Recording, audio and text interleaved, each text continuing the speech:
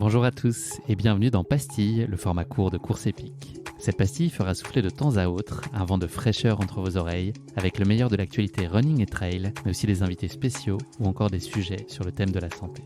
Et j'imagine que la question vous titille, mais cette pastille ne remplace pas les formats habituels de course épique. C'est un format supplémentaire qui va nous permettre d'échanger encore plus sur notre passion commune.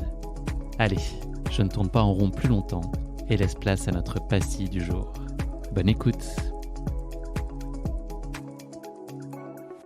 Salut Sébastien, je suis ravi de te recevoir dans ce nouvel épisode Pastille, le format court de course épique. Bonjour Guillaume, moi aussi c'est un plaisir de m'entretenir avec toi comme d'habitude. On se retrouve avec grand plaisir à chaque fois. On s'était notamment croisé autour d'un micro pour l'épisode numéro 90 du podcast qui s'appelait Thor et Adore, où tu étais revenu sur ton Thor des Glaciers 2022, un épisode que les auditeurs du podcast et moi-même avions beaucoup apprécié. On avait fait une petite piqûre de rappel aussi à l'occasion de ta victorieuse Chartreuse Terminorum au mois de juin dernier dans ce même format Pastille. Donc voilà, je suis ravi de te recevoir à nouveau aujourd'hui, car comme le dit l'adage bien connu, Seb, jamais 203. Ouais, ben voilà. J'espère qu'on aura même son extension jamais 304 et que voilà, ça continuera ainsi à s'appliquer en boucle et qu'on aura plein d'occasions d'échanger au gré de tes belles aventures et tes courses qui vont pas manquer d'être épiques. On va aujourd'hui revenir plus particulièrement sur l'un de tes projets phares de 2024. Il y en a plusieurs, mais il y en a un auquel on va s'attacher en particulier. C'est ta participation dans quelques jours, quelques semaines à la Barclay, dont la date officielle n'est pas connue à ce jour. Voilà, mais la course se court habituellement au mois de mars, donc on ne devrait pas être très très loin niveau timing. Toi, tu as la réponse, mais en tout cas, moi, je ne l'ai pas. Enfin, voilà, je pense ne pas me tromper en disant ça. Oui, c'est ça, c'est tenu secret en fait. On n'a pas le droit d'annoncer la date. Tu as un point rouge sur le front, là, justement, je vois bien. Il y a Las qui vérifie. On est sur écoute, pour être sûr qu'il n'y ait aucune info qui sorte. Méfie-toi. Sébastien, on enregistre cet épisode le 26 février. Figure-toi que c'est la date de naissance de Johnny Cash, qui aurait eu 92 ans aujourd'hui. Je ne sais pas si tu es un adepte de sa musique ou si tu respectes le personnage. Écoute, je connais pas trop, donc. Bon, il est célèbre pour ses performances sur scène, en tout cas, notamment. Il a fait des tonnes d'albums et il a marqué la culture musicale américaine. Et il y a certains concerts qu'il a l'habitude de jouer dans un cadre qui est assez particulier et qui, en quelque sorte, pourrait être à l'origine de la Barclay. Est-ce que tu sais dans quel type de lieu il allait régulièrement se produire en concert? Bah du coup, je te dirais dans les prisons. Exactement. Il a été joué pas mal de concerts, il a même enregistré des albums qui ont donné lieu à des CD version live de ses concerts, parce que voilà, c'était important pour lui d'aller attirer l'attention sur les conditions de vie dans les prisons américaines et de plaider pour des changements dans le système pénal américain. Donc voilà, il a combattu pour ça et œuvré pour ça. Et effectivement, il a répété à plusieurs reprises des concerts dans ces environnements-là. Et donc oui, pour la petite histoire, effectivement, dans le parc de Frozen Head, où se tient la Barclay, il y a le pénitencier d'État de Brushy Mountain. L'histoire et la légende dit qu'à l'origine donc, de la Barclay, c'était en 1977, James Earl Ray, qui était l'assassin de Martin Luther King, s'est évadé et a réussi à parcourir seulement 8 miles, donc 13 km en 55 heures, qui a été la durée de son évasion dans les bois. Et donc Lazarus Lake, qui est le génial créateur de la Barclay, apprenant ça, a dit que lui aurait couru au moins 100 miles sur le même temps sur ces 55 heures et qu'il trouvait ça un petit peu dérisoire. Voilà. Donc, c'est ainsi qu'est né, d'une certaine façon, son projet de créer cette course au sein de ce parc de Frozen Head qui est globalement assez hostile. Je pense qu'on peut le dire, en tout cas, c'est comme ça que la Barclay était née. Bravo Seb, ça commence fort. Bravo, oui, pour la prison, d'accord. Pour la Barclay, on va attendre un tout petit peu, mais je souhaite qu'on se dise bravo dans pas très longtemps. Seb, on se connaît pas mal, les auditeurs aussi commencent à te connaître. Je vais un peu varier autour de l'exercice de présentation. Je vais te demander de te présenter autour de 3 dates emblématiques pour toi. Donc, tu peux aller piocher dans le registre personnel, dans le registre sportif, dans le registre pro. À toi de t'amuser autour de ça. Voilà, 3 dates un peu fondatrices pour toi, très subjectives par définition. Ah, t'es dur, hein, parce que d'habitude, des fois, tu m'envoies les questions en avance et du coup, je peux un peu préparer. Alors là, j'improvise complet, quoi.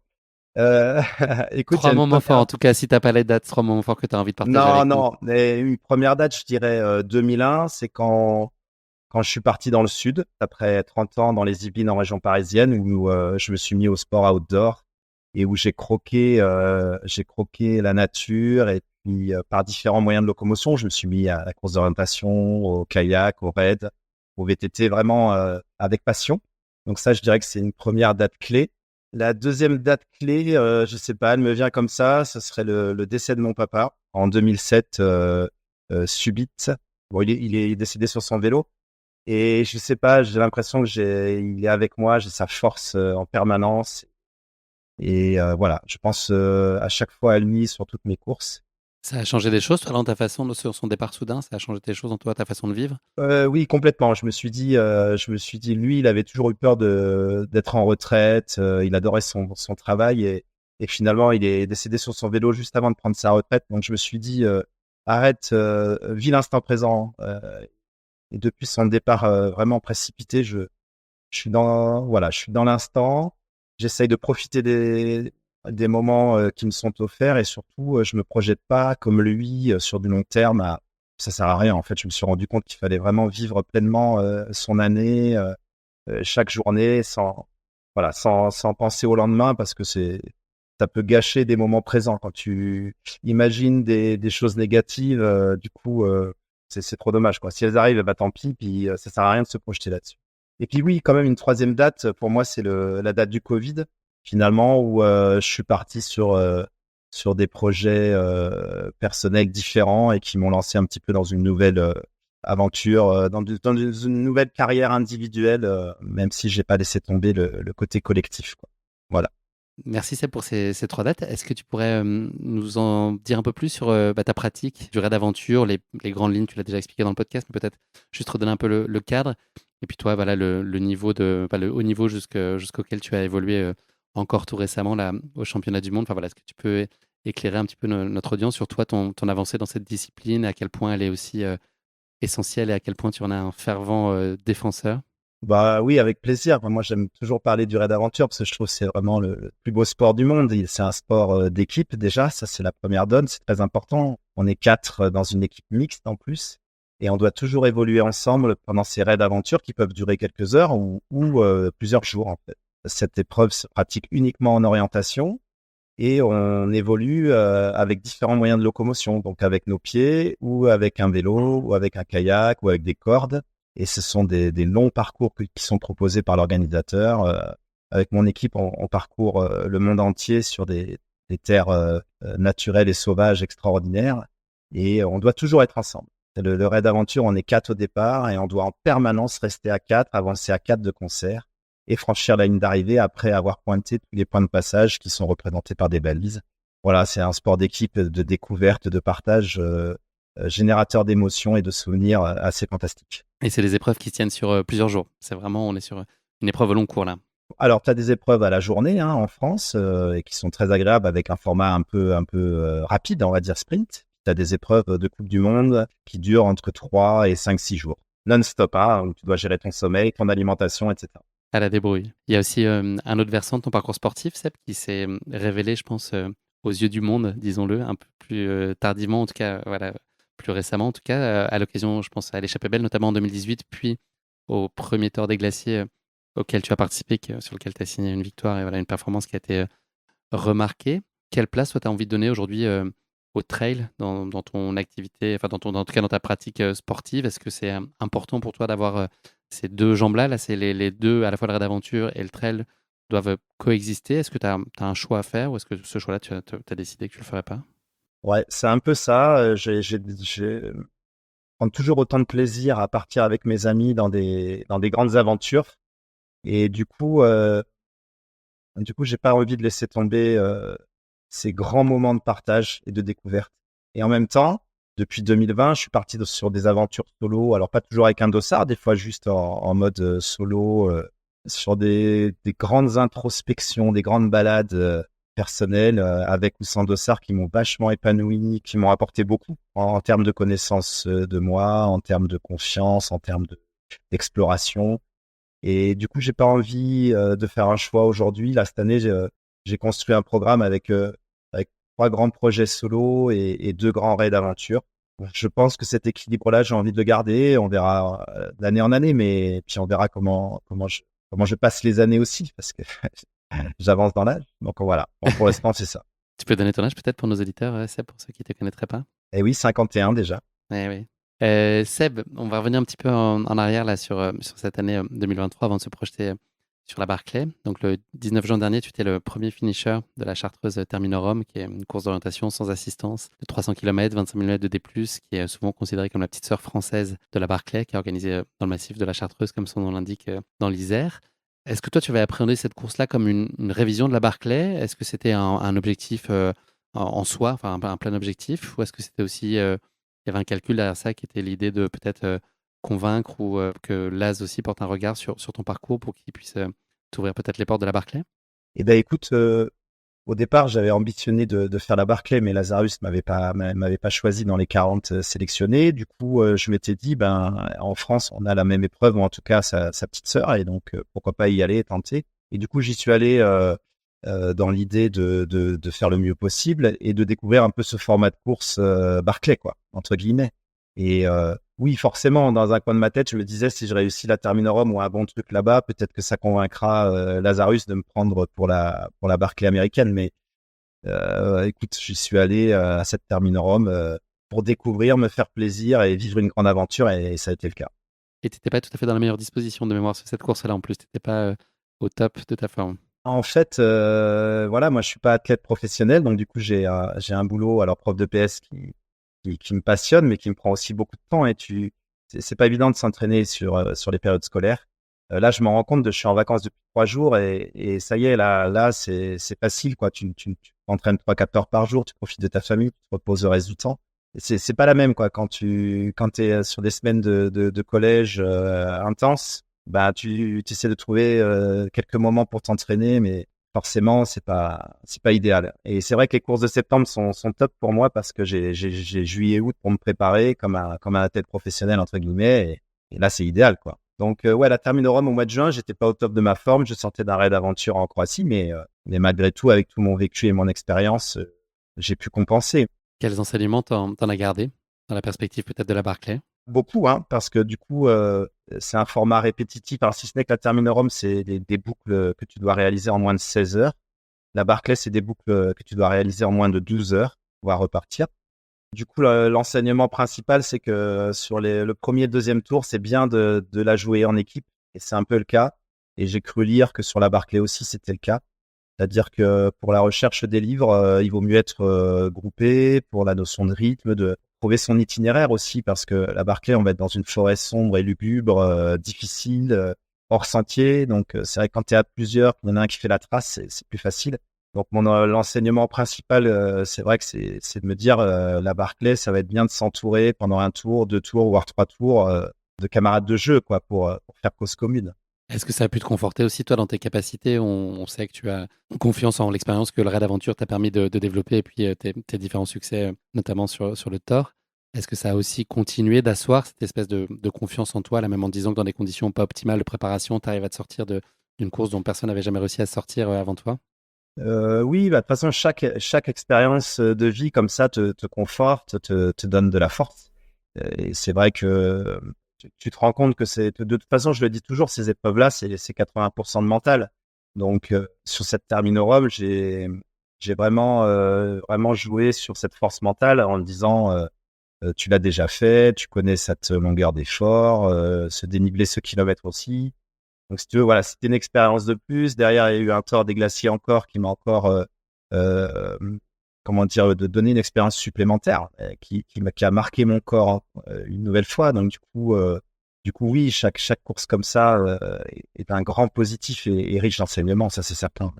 Ton Tour des glaciers, là, justement, du mois de septembre, c'était quoi l'objectif affiché? Tu en avais été victorieux. Est-ce que là, l'idée, c'était d'améliorer ton temps, chose que tu as faite très largement, d'ailleurs, quasiment 10 heures de moins cette année?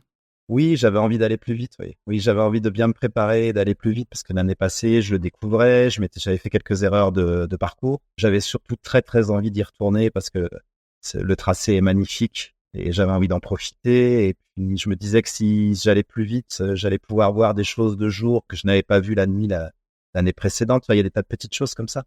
Puis toujours dans l'idée de dépasser ses limites, de progresser, c'est toujours un peu mon leitmotiv. Donc oui, j'avais envie d'aller plus vite, ouais, c'est certain. Ouais. Pour donner quelques chiffres, donc c'est une course que tu as bouclée en 114 heures et 29 minutes pour 450 km et 32 000 mètres de dénivelé positif. Voilà. Ça donne le tournis. Ça n'a pas été une partie de plaisir, hein. Tu as failli te perdre dans une tempête, tu as des problèmes à la jambe. Forcément, des aléas sur ce genre de course, il y en a sur 5 jours. Oui, oui, bah oui, de toute façon, oui, sur 5 jours, comme tu le dis, hein, il y a toujours des aléas. Et le début de course, j'avais très chaud. En fin de course, il faisait très mauvais dans les orages en très haute altitude, donc c'est pas évident. J'ai eu, comme beaucoup de coureurs, une douleur aiguë au jambier antérieur. Donc, il y a forcément des petits aléas. Il faut passer outre. Il faut les surmonter. Et puis, mine de rien, tu te dis, bon, ben, il y a encore moyen d'aller plus vite, quoi. Donc ça, c'est pour une prochaine fois, tu vois, ça peut être aussi moteur, quoi. Seb, tu as participé plus récemment donc avec ton équipe au championnat du monde de Rad Aventure là, en Afrique du Sud au mois d'octobre. C'est une compétition qui s'est pas exactement passée comme vous l'espériez. Est-ce que c'est aujourd'hui un souvenir qui est encore sensible pour toi? Est-ce que c'est un apprentissage de plus? En fait, avant de partir en Afrique du Sud au championnat du monde, je me demandais si j'allais encore continuer les raids d'aventure. Ça m'animait toujours autant et autant que mes aventures personnelles. Et en fait, je me suis rendu compte que oui, c'était passionnant en fait. Et on a vécu un truc très très fort là-bas. On a eu effectivement un fait de course. Il y a une balise qu'on n'a pas trouvée. On était à 50 mètres à côté. Très tôt dans la course d'ailleurs. Ouais, ouais, très tôt, quasiment les premières 24 heures. Et puis, Ce qui est dur après, j'imagine, pour continuer là. eh ben, on a eu cette force mentale, tu vois. L'équipe est restée soudée et on s'est dit, on fait notre course pour nous et puis on verra bien. Et puis on a franchi la ligne en seconde position, ce qu'on n'avait jamais fait, pour ensuite ne pas être classé officiellement second à cause de ce problème de balise. Et si tu veux, moi, je garde toujours le meilleur de ces expériences et j'ai aucun ressentiment, j'ai aucune rancœur. Je garde un très bon souvenir finalement et ça a été une expérience incroyable humainement. Même l'après-course, tu vois, il faut être fort pour, tu vois, pour vivre un podium où tu sais que tu as terminé le second et que tu le méritais, et puis voir que tu n'es même pas appelé sur le podium, c'est des petites choses comme ça qui sont à vivre, quoi, hein, que c'est des expériences et ça te donne, je peux te dire qu'au championnat du monde en fin d'année 2024, on va avoir une motivation supplémentaire et une confiance parce que si on a réussi à faire ça malgré ce coup près qu'on avait là, c'est fort ce qu'on a fait. Donc, non, je suis assez fier en fait de mon équipe, de ce qu'on a vécu. Et puis voilà, je vais pas, faut pas jouer les blasés, tu vois. J'ai cette chance-là de vivre des aventures incroyables. Du coup, j'en garde que le positif, quoi. Cette seconde place qu'on n'a pas eu officiellement, c'est pas grave. Dans notre cœur, on sait qu'on l'a. Et puis, tu fais pas que ça pour des médailles, tu vois, ni la gloire. Tu fais ça pour vivre un truc personnel fort, quoi. Donc là, on l'a eu. On a eu cette émotion et c'est l'essentiel. Seb, on va se plonger plus particulièrement dans notre sujet du jour, donc la Barclay. Je vais être ta contribution pour la présenter. Je vais te donner quelques chiffres clés. À toi de me dire à quoi ils correspondent. Ok? Je pense que tu vas t'en sortir Fais essayer, haut la ouais. main. 1986, Donc c'est la première édition. exactement. 160, C'est la théorie des miles, peut-être, des miles à parcourir. ouais, la théorie des kilomètres, en théorie, c'est 160, mais on Ah, sait que ça va souvent lorgner vers les 200, régulièrement en tout cas. ouais, à mon avis, c'est plus des miles, effectivement, ouais. 18 000, 18 000, bah, c'est le dénivelé positif, mais là aussi, il doit être théorique et c'est possible que ça soit davantage. ouais, il y a du 20 000 aussi, ça dépend un peu. Effectivement, tout ça, c'est selon le bon vouloir de l'AS. 5, 5, c'est le nombre de tours à réaliser en moins de 60 heures si on veut être considéré comme finisher. et 3. 3, alors 3, si tu finis 3 tours, c'est la fun run, voilà, t'as ton petit diplôme intermédiaire, on va dire, et finalement, peu de coureurs le réussissent chaque année, donc c'est déjà une belle performance, c'est pas évident. 60 heures. Et ben voilà, j'en ai parlé, 60 heures, c'est c'est la limite à ne pas dépasser si on veut être finisher. Alors, ce qui est intéressant, c'est que chaque tour, c'est moins de 12 heures, mais tu peux prendre un peu d'avance sur les premiers tours, et c'est important pour pouvoir finir ton second avant 24, ton troisième avant 36 et ton quatrième avant 48, et puis le Graal, finir avant 60 heures. D'accord, Voilà. donc ça se cumule pas. Si tu repartais au bout de 11h30, tu n'aurais pas 23h30 pour faire jusqu'à 23h30 pour faire la deuxième boucle. C'est vraiment 24 heures 40. Heureusement que non, ouais. Ouais, ouais. Ouais, D'accord. souvent, les plus rapides finissent le premier tour en moins de 9 heures, ça arrive, quoi. Donc, tu as 3 heures d'avance pour la suite, quoi. 40.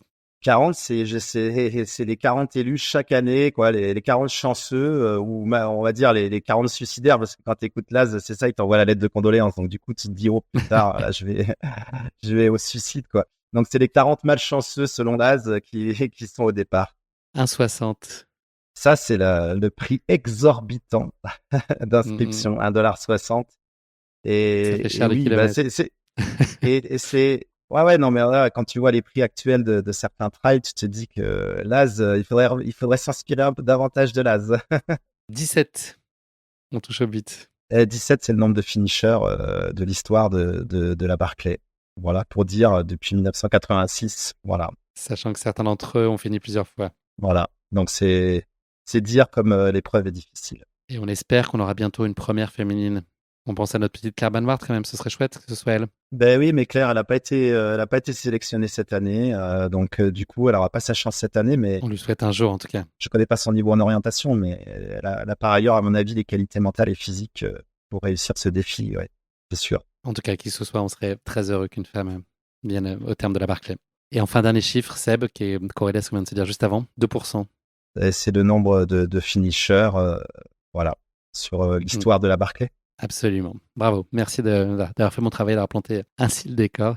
Je voulais revenir avec toi sur ton rapport plus personnel à la Barclay. Est-ce que tu te souviens de la première fois dont tu as entendu parler de la Barclay? Non, je pourrais pas te dire, mais ça fait bien 15 ans que je la suis chaque année. Et avec dans un petit coin de ma tête l'idée d'y aller un jour, tu vois, mais non, je pourrais pas te dire le jour où je me suis dit tiens, c'est quoi cette course, c'est incroyable. Mais ouais, ça fait bien 15 ans que je la suis en tout cas chaque année. T'as été intrigué tout de suite en tout cas? Ouais, oui, forcément, ouais, ça t'intrigue, hein. C'est quand j'ai démarré, c'était la fin des raids gauloises au niveau du raid aventure et du coup ça m'intriguait. Et après il y a eu cette Barclay qui m'intriguait. J'ai lu des livres, voilà, et j'ai vu des reportages. Et souvent les copains m'envoyaient à chaque fois qu'ils entendaient parler de la Barclay, ils me l'envoyaient parce qu'ils me disaient allez à 7, il faudra que tu y ailles un jour. Et voilà, là c'est cette année. Et c'est un beau défi, c'est excitant. Voilà, c'est excitant de se dire que même si la course en elle-même a rien d'excitante, hein, parce qu'aller dans Frozen Head, dans cette forêt là pendant 60 heures. Cette forêt qui est assez sale entre guillemets au sol, t'as pas de point de vue non plus, tu Lugubre vois, presque. donc ouais, voilà, c'est pas la course, c'est la course certainement la plus Austère en tout cas. Mm. d'un côté la plus passionnante à vivre peut-être cette année, d'un autre côté la moins sympa aussi, tu vois, en termes de paysage, de découverte. Je vais pas, voilà. Tu l'as donc dans ton radar là, depuis un peu plus d'une dizaine d'années. Depuis quand vraiment tu considères le fait de pouvoir participer à la course? C'est plus récent, ça fait 2-3 ans, c'est ça? Oui, c'est depuis mes traversées des Alpes et puis mes torts des glaciers, tu vois, je me suis dit que l'orientation, tu vois, on dit souvent que la Barclay, il y a trois grandes compétences à avoir, c'est des qualités d'orienteur, un gros mental et un physique quand même hors pair, quoi.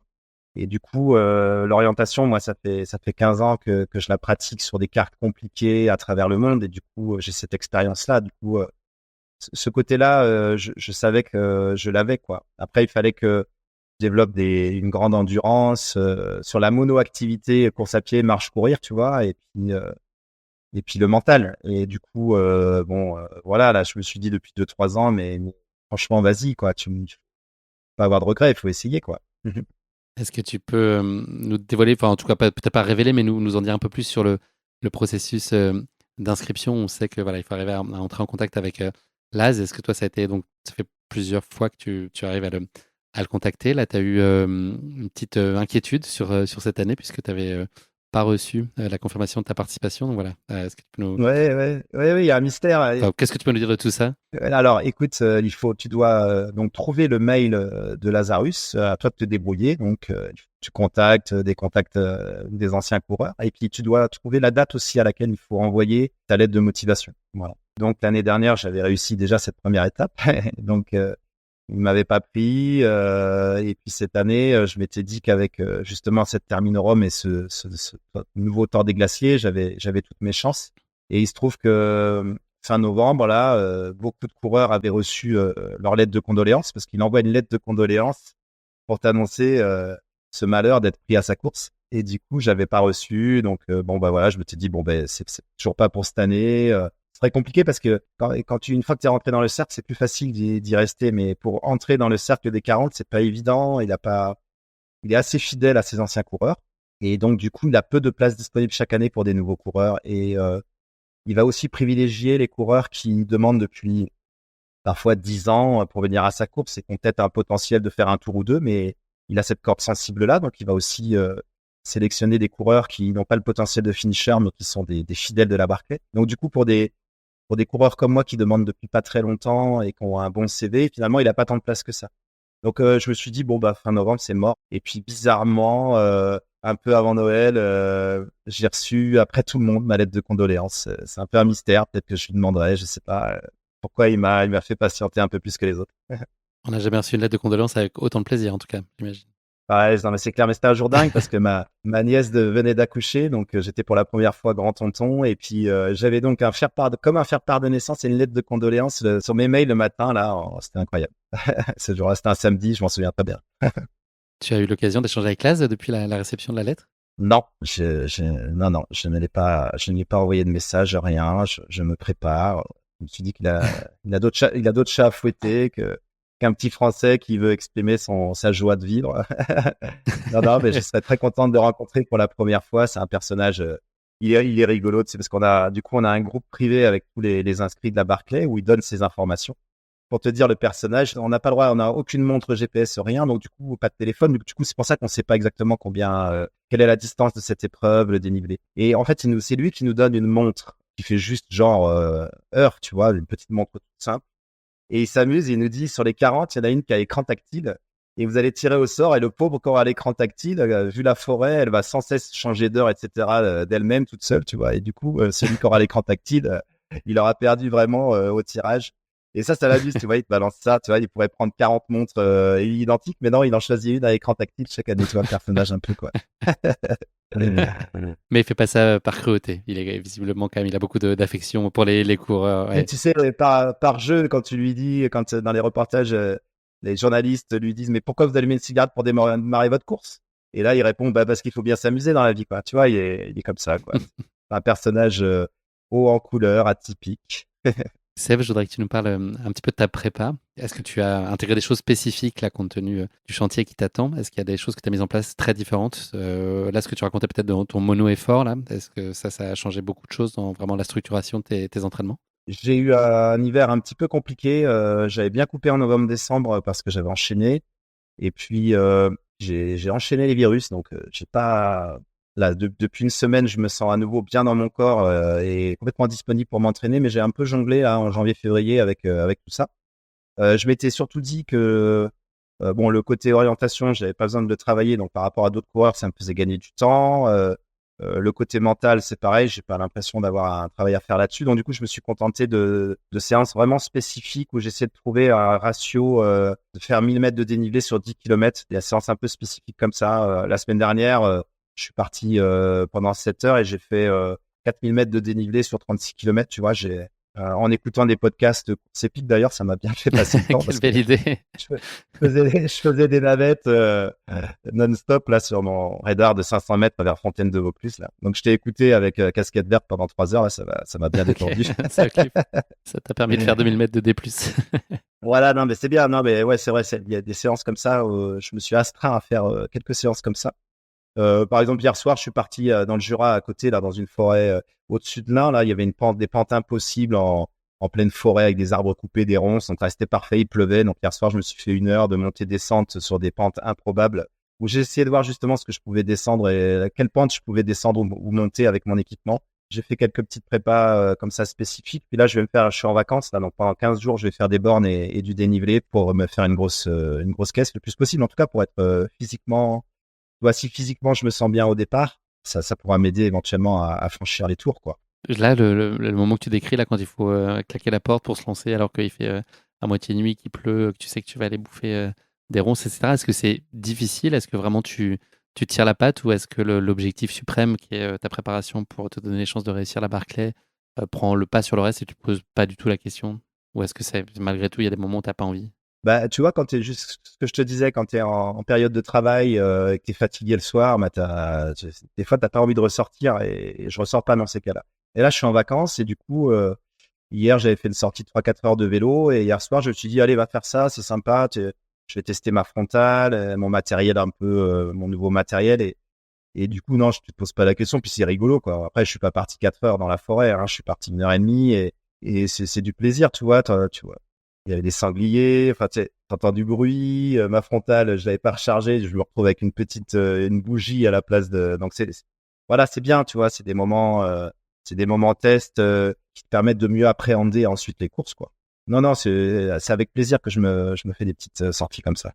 J'ai lu ça parce que c'est une question que je voulais poser sur la façon dont tu gères cette préparation. Est-ce que tu es seul, tu vois, à te donner le cadre au regard de toi, tes connaissances, ton expérience et question sous-jacente à ça, Est-ce que tu as été sollicité? Je crois que non. En tout cas, des avis auprès de coureurs ou des retours d'expérience. Je crois que tu as approché l'assistant d'Aurélien Sanchez, je crois, Alexandre, pour avoir un aperçu de l'épreuve, c'est ça? À quel point tu t'es Ouais. documenté pour t'aider dans cette phase préparatoire? Écoute, en fait, je regarde pas du tout ce que font les collègues à l'entraînement. Je reste vraiment focus sur moi et je me prépare vraiment à la sensation. Tu vois, j'ai été malade pendant un mois, ben, j'essaie de faire des trucs quand même et puis de m'adapter à mon état physique. Donc sur mon entraînement, je me fie vraiment, j'ai pas d'entraîneur, je me fie à mon expérience et que là, ça a plutôt bien marché, donc j'ai assez confiance en ça.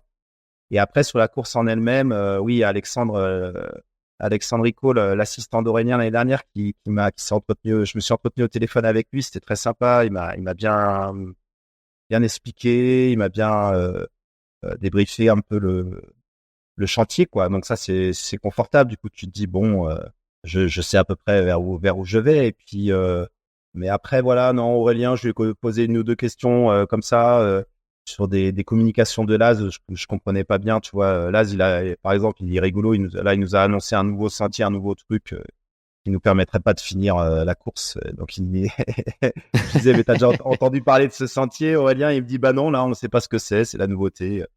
Donc forcément, tu vois, cette Barclay cette année sera plus dure parce qu'il y a eu 3 finishers l'année dernière. Et bon, bah ouais, non, moi j'ai envie de découvrir. Comme la Terminorum, j'étais allé un petit peu comme ça à poil et ça me va bien aussi. J'aime bien, tu sais, tous nos raids d'aventure, c'est un peu, on découvre en fait, on n'a aucune info et puis on a les cartes même des fois sur l'instant. Là, je crois qu'on aura la carte la veille, donc c'est confortable. Enfin, c'est confortable en même temps pas trop parce que tu dors un peu moins bien du coup parce que tu étudies la carte, mais et le roadbook. Moi, j'aime bien avoir dans l'instant les cartes et le roadbook comme ça. Bah, tu es dans l'instant, tu tiens pas. Avant, tu t'es bien reposé, puis tu attends le moment, le jour J, l'heure H et la minute, quoi. Et là, c'est parti. Tu regardes ta carte et t'orientes. Moi, c'est ce que j'aime un peu découvrir et farfouiller. Tu sais, c'est des énormes chasses au trésor, hein, nos courses. Hein, et la Barclay, ça va être un peu ça. Je vais avoir 13 ou 14 livres à trouver à chaque tour. Ça, c'est fun, ça. Quand tu trouves le Tu livre, vois un tu côté déchires ta ludique page. à cette course, ouais. Ben forcément, tu vois, quand tu fais un trail, tu as juste à suivre le sentier. Et puis, il y a pas ce petit côté adrénaline où tu approches du but. Tu vois, chaque balise en raid ou chaque livre sur une Terminorum ou une Barclay, c'est le petit moment excitant. Tu arrives sur zone et tu cherches. Bah, tu sais, t'es comme un gamin qui cherche les autres packs ou, tu vois, ou le cadeau planqué par tes parents pour une chasse au trésor. Là, c'est sympa, ça. J'avais reçu dans le podcast, dans l'épisode 77, Les Finisseurs, j'avais reçu Aurélien Delfosse, qui travaille à l'équipe et qui avait notamment écrit le livre Les Finisseurs et le film qui lui est associé avec Alexis Berg. Et, une des phrases qu'il m'avait dites à l'époque était que la Barclay doit devenir une obsession. Est-ce que c'est selon toi indispensable pour espérer y réussir? Est-ce que toi, tu as l'impression d'être dans cette logique obsessionnelle? J'ai pas tant l'impression de ce que tu m'en dis, en tout cas jusqu'à maintenant. Ben, je sais pas. Je serais bien d'en reparler après. J'y pense beaucoup. Je rêve de la Barclay, mais pas chaque nuit. En même temps, comme je te dis, j'ai un boulot prenant, j'ai une famille, donc t'as pas toujours l'esprit disponible. Là, c'est 15 jours de vacances, je vais beaucoup y penser, c'est certain. Si l'obsession te génère du stress et du sommeil en moins, tu vois, c'est pas bon. Après, c'est que je suis d'accord dans le sens où il faut rien laisser au hasard, tu vois, en termes de préparation, de matériel, pas commettre d'erreurs qui pourraient et éventuellement te faire échouer si t'y as pas pensé, tu vois. Et donc, le terme obsessionnel est peut-être un peu, bah, je sais pas, je me trompe peut-être. Moi, j'aime bien être détendu, relax. C'est important d'arriver avec un stock de sommeil aussi, parce que là, 2 jours et demi, le sommeil est très compliqué sur une Barclay, parce que finalement, 60 heures, c'est peu. Quand tu pars sur une course de 120 heures, t'as pas le choix, t'es obligé de dormir, t'es obligé de gérer ton sommeil, de faire un plan de sommeil. Sur 60 heures, tu peux presque ne pas dormir, et là, ça devient compliqué, en fait. Et en plus, si tu es serré au niveau du timing à chaque tour, tu peux pas te permettre de dormir. Donc, du coup, c'est super important d'arriver avec un stock de sommeil le plus reposé possible. Donc, si de la course tourne à l'obsession et qu'elle te fatigue avant la course, c'est pas cool, quoi. À voir à chacun comment gère son côté obsessionnel. Et j'avais écouté avec grand plaisir les 2 podcasts et celui d'Aurélien l'année dernière aussi. Très beau moment. C'est toujours hyper. Ouais, c'est des bons moments à écouter, c'est clair, et c'est plein de bons conseils aussi. Beaucoup d'émotions encore, c'était très à vif, je me souviens d'Aurélien Sanchez. un épisode à écouter aussi. Ah ouais, Aurélien, c'est dément. Et Très poignant. j'invite les auditeurs à écouter Aurélien sur son expérience de l'année dernière. C'est un coureur que j'apprécie beaucoup, qui a une immense humilité et il a fait une course incroyable l'année dernière. Ouais, Incroyable. Ouais. ouais. Très très beau souvenir, effectivement, très belle personne. Sébastien, tu nous l'as dit là tout à l'heure, la stratégie là, ça va être nécessairement de s'unir en tout cas sur les premières boucles, la première et la deuxième, c'est ça ton idée là aussi, ce que tu avais retiré comme enseignement de la Chartreuse? Ah oui, oui, c'est sûr. C'est sûr parce que la course risque d'être plus dure, donc peut-être des nouveaux livres à des nouveaux endroits et j'espère avoir les jambes, tu vois, pour suivre des anciens qui vont courir vite et avoir la chance d'être aidé par eux sur des livres qui seraient identiques aux années précédentes, tu vois, sur l'emplacement et puis éventuellement apporter aussi ma pierre, tu vois, sur les nouveaux livres, sur des nouveaux lieux, quoi. Parce que je me souviens sur la Terminorum l'année dernière, sur le premier tour, il y a deux, trois endroits où c'est moi qui trouvais le livre en premier parce que c'était un endroit qui était nouveau. Du coup, les anciens ne connaissaient pas spécialement la cache. Et du coup, quand tu es plusieurs à ce moment-là, tu vois, tu sillonnes un endroit de 50 mètres, 100 mètres. Si tu es à 3-4, c'est mieux que si tu es seul, quoi. Est-ce que tu peux nous en dire plus sur ton organisation, sur la logistique avec qui tu vas partir aux États-Unis? Comment tout ça va s'organiser, l'équipe autour de toi et ton soutien logistique? Écoute, je vais partir avec un ami très cher, Yannick, avec qui m'a fait l'assistance à la Terminorum. Sur la Terminorum, je devais partir sans assistance et puis comme il était disponible, il était venu au dernier moment et ça avait été finalement, c'est toujours un avantage de toute façon sur ces courses où c'est une boucle que tu reviens au camp de base, tu vois. Donc là, je pars avec Yann et puis écoute, on va planter notre tente et puis on va faire comme à la Terminorum, hein. Il me préparera un peu d'alimentation, il m'aidera à soigner mes pieds si besoin, il me chuchotera, il me fera des petits bisous et il enverra une petite vidéo à mes proches Pour dire que tout va bien. si ça capte dans la forêt, tu vois. Est-ce qu'il y a du matériel spécifique que tu emportes là pour la course? Est-ce qu'il y a des choses très atypiques? Écoute, hier j'ai testé des petites chaussures avec des picots en tungstène là-dessous là pour éventuellement des conditions très très humides ou très glissantes. Je vais emmener plusieurs paires de chaussures, plusieurs paires de bâtons parce que je vais forcément casser dans ces pentes incroyables. Là, tu sais, la grosse problématique de la Barclay, c'est la météo en fait. Ça peut être très très compliqué en termes de brouillard, de pluie. Comme je dis toujours à mes élèves, il y a pas de mauvaise météo, il y a que des tenues pas adaptées. Et du coup, je vais partir de ce principe qu'il faut que j'ai la tenue adaptée à chaque tour et de quoi me changer, si tu veux, à chaque tour complètement pour affronter du très mauvais temps. Je voudrais pas échouer à cause d'une absence de matos ou autre, quoi. Je vais bien faire mon sac et puis partir avec tout ce qu'il faut pour tenir 5 tours dans du très très mauvais temps, dans de la neige, du froid, du brouillard. Je vais tout imaginer, tu vois. Et c'est important à ce niveau-là. Tu sais, c'est confortable quand tu reçois un orage sur la tête, mais que finalement t'as pas froid et que tu le traverses sans problème physique. Bah c'est déjà ça, quoi. Et sur la partie hydratation et nutrition pendant la course, est-ce que tu as déjà une stratégie en tête? Ouais, bah, j'ai un nouveau partenaire là qui me fait des produits 100% naturels. Je vais les citer parce qu'ils mettent beaucoup, c'est naturel origine et ils me font une alimentation 100% naturelle, sans chimie, sans rien, que j'apprécie énormément. Donc je vais être avec leurs produits et puis après j'aurai de l'alimentation très confort aux transitions. Ça sera ma crème anglaise, mon yaourt, des choses que en fonction de mon état, de mon estomac et de ma capacité à avaler quelque chose, quoi. On verra, j'espère. Du chaud, j'imagine aussi que tu vas privilégier au moment où tu repasseras au bivouac. Pourquoi pas, c'est pas forcément. Si j'ai froid, oui, ça sera intéressant. Après, sur nos raids d'aventure, on a l'habitude de s'alimenter froid parce qu'on prend pas le temps de chauffer en fait notre alimentation en raid d'aventure. Donc on mange tout, des pâtes, des raviolis, on mange tout froid, quoi. Donc ça c'est pas forcément essentiel, mais ça peut être confortable et ça peut faire du bien, ouais. L'orientation de nuit, là, c'est un sujet pour toi? Bah, ça peut être un sujet compliqué s'il y a du brouillard.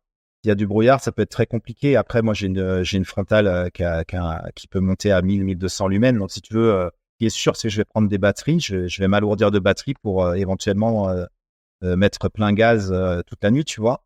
Et puis, quand tu mets plein gaz, tu mets le max de lumens, ça te maintient éveillé aussi. Tu vois, quand tu essayes d'économiser tes batteries, que tu mets 100 ou 200 lumens, tu vois pas grand-chose, finalement, tu t'endors. Donc, je vais pas faire l'économie. Je vais essayer d'avoir un sac le plus léger possible, mais en termes de batterie, je vais pas être économe. Je vais vraiment charger pour pouvoir allumer. Et ça, c'est un sujet, oui. S'il y a du brouillard que tu vois à 5 mètres la nuit, là, tu as du mal à voir la crête que tu suis ou le petit vallon, tu vois, pour chercher un croisement de rivière, des choses comme ça peut être compliqué parce que ça va être de la vraie orientation hors sentier. Je dirais que ça m'inquiète pas en cas de visibilité parfaite. J'ai l'habitude, en cas de mauvais temps, là, ça complique pour tout le monde, hein, c'est clair. Hein. La partie sommeil, là, j'imagine que c'est difficile à anticiper, ça dépendra de l'instant, mais est-ce que tu te donnes quand même des principes de pas dormir plus de X heures ou autre? Enfin, si le cas se présente, est-ce que tu te donnes un espèce de cadre où ça va être complètement adapté en fonction de l'instant? A priori, j'ai pas prévu de dormir sur les 3 premiers tours. Dans l'idéal, ce serait d'avoir un peu d'avance et de pouvoir dormir avant le 4e. Et même, pourquoi pas, un petit peu faire une sieste flash. Attention, je parle pas d'un long cycle de sommeil d'1h30. Je pense qu'on aura jamais le temps, mais tu vois, de dormir 20 minutes 2 fois, ça pourrait peut-être permettre de passer les 60 heures si jamais j'ai la chance de pouvoir aller jusqu'au bout. Voilà, le schéma, ça va être de pas dormir, en tout cas pendant 36 heures, sauf gros problème, quoi. Ça m'amène à tes ambitions là sur la course, Sébastien. Est-ce qu'on s'autorise à rêver de faire un résultat? Et si oui, qu'est-ce que serait un résultat là quand on participe à la Barclay pour la première fois? Comment tu apprécies toi, sur le principe, tes capacités à finir? Est-ce que c'est quelque chose qui est possible à considérer comme ça quand on est Virgin et qu'on se lance pour la première fois sur la Barclay? Écoute, je crois qu'il faut être très humble avec la Barclay. Je suis enfin voilà, je sais que c'est un chantier immense, que ça va être très très compliqué. C'est très excitant d'ailleurs.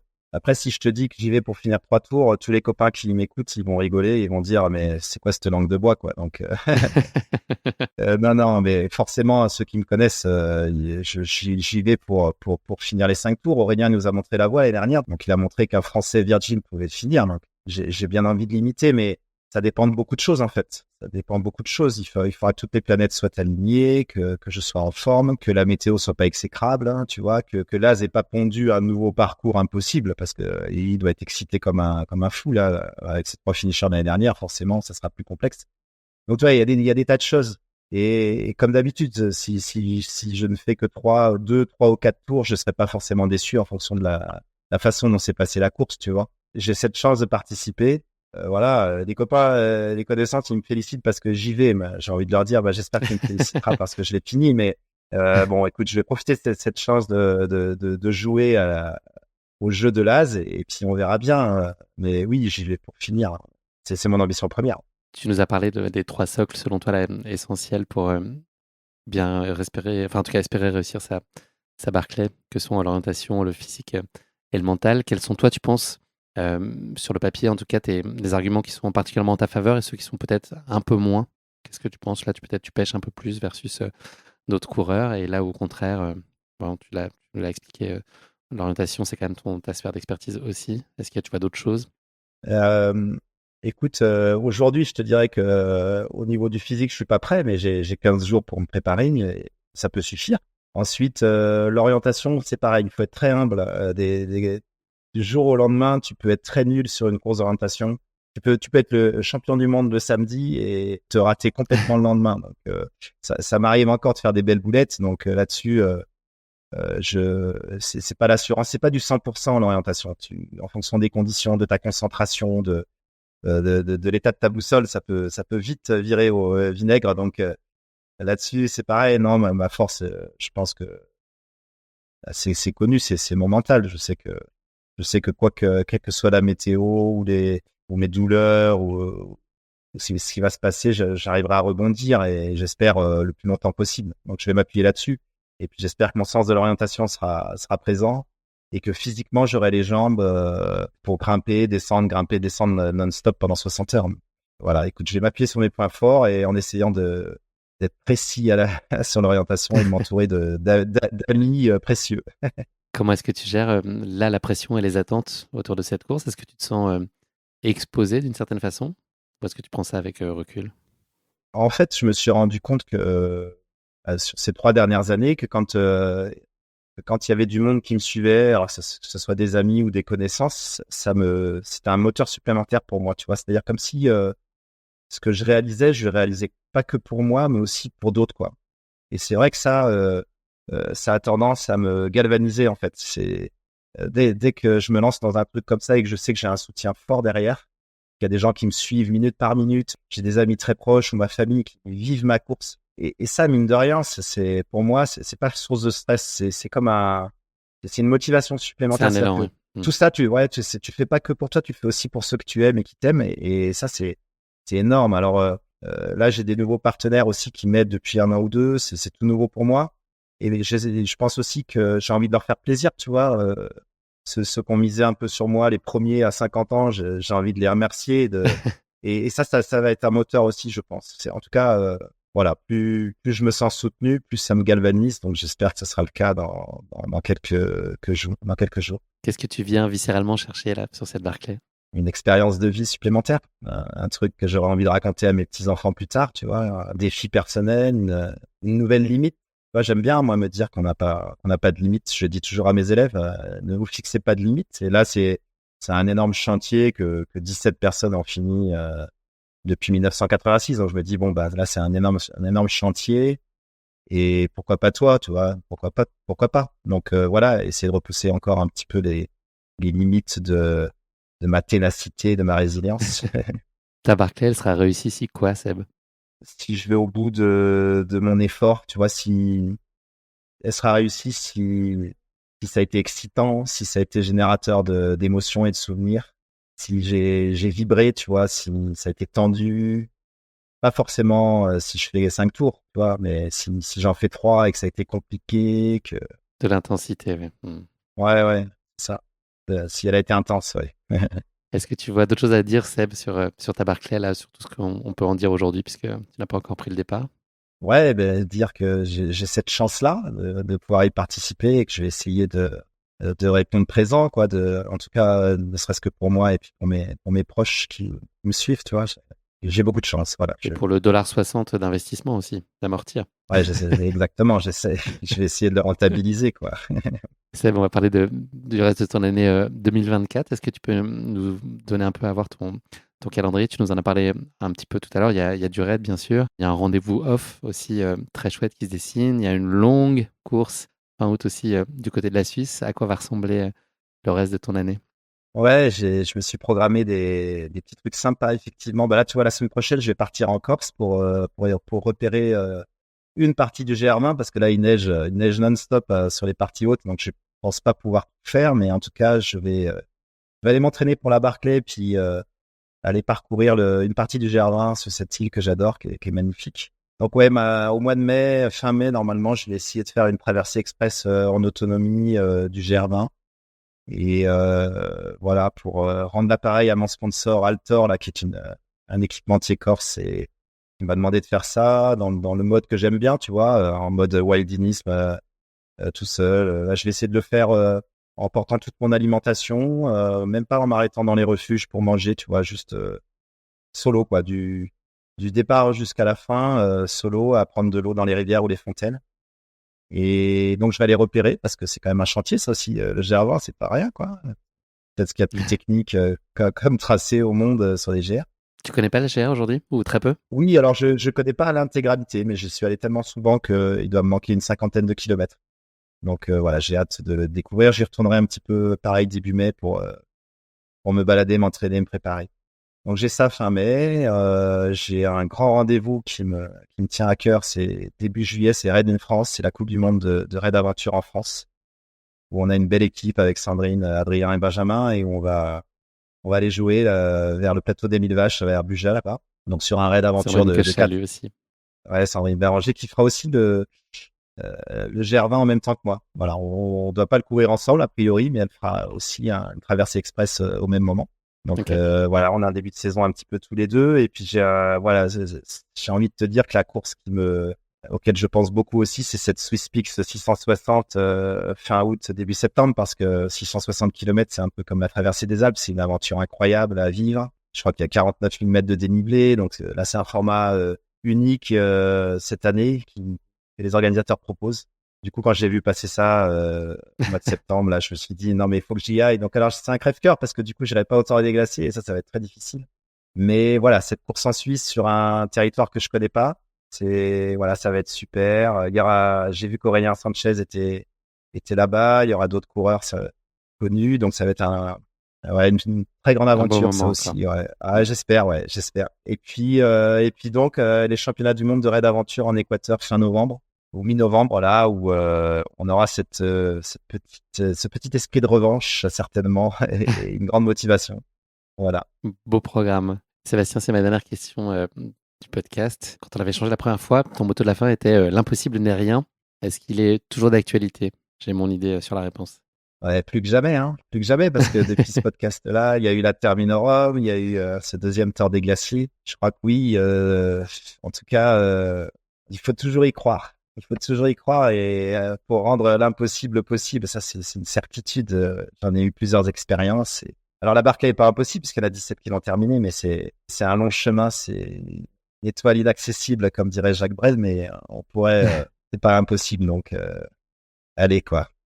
Merci Sébastien d'être revenu avec nous sur ton projet de Barclay à quelques semaines ou peut-être même quelques jours du départ. Sois assuré évidemment de notre total soutien puis de notre attentif et bienveillant suivi à distance alors que tu seras en train d'évoluer sur les sentiers au milieu des ronces du parc de Frozened. On te souhaite de revenir les poches pleines de 65 pages arrachées sur ton parcours. Ça serait très bon signe sur l'issue de ta Barclay, même si tu dois les remettre à l'as. Mais voilà, on espère qu'il y en aura 65 au compteur. Ce serait très bon signe. Merci encore. Je l'ai dit en préambule de notre épisode, c'est toujours un immense plaisir d'échanger avec toi. Merci pour tout ce que tu nous apportes et voilà, toute l'inspiration que tu peux insuffler aux auditeurs et à moi-même par tes exploits et puis par ton état d'esprit qui est hyper agréable et ta gentillesse naturelle. Voilà, c'est un vrai bonheur. Merci Guillaume et j'espère qu'on aura l'occasion de reparler prochainement. Garde-toi un petit créneau à ton retour. Ouais. Merci pour tout ça. Plaisir. Ciao. Ciao. Merci d'avoir écouté cet épisode. Si vous l'avez écouté jusqu'ici, c'est qu'il vous a probablement plu. Alors n'hésitez pas à noter le podcast et rédiger un avis sur votre plateforme d'écoute favorite. C'est essentiel pour soutenir ce travail indépendant. Cela ne vous prendra que quelques secondes et ça change beaucoup de choses pour le podcast. Et pour être sûr de ne manquer aucune course épique à venir, n'oubliez pas de vous abonner sur votre plateforme d'écoute. Merci encore infiniment pour votre soutien, votre fidélité et vos chaleureux messages que je lis et auxquels je réponds avec un immense plaisir. S'il vous plaît, continuez. À très bientôt pour une nouvelle course épique, évidemment.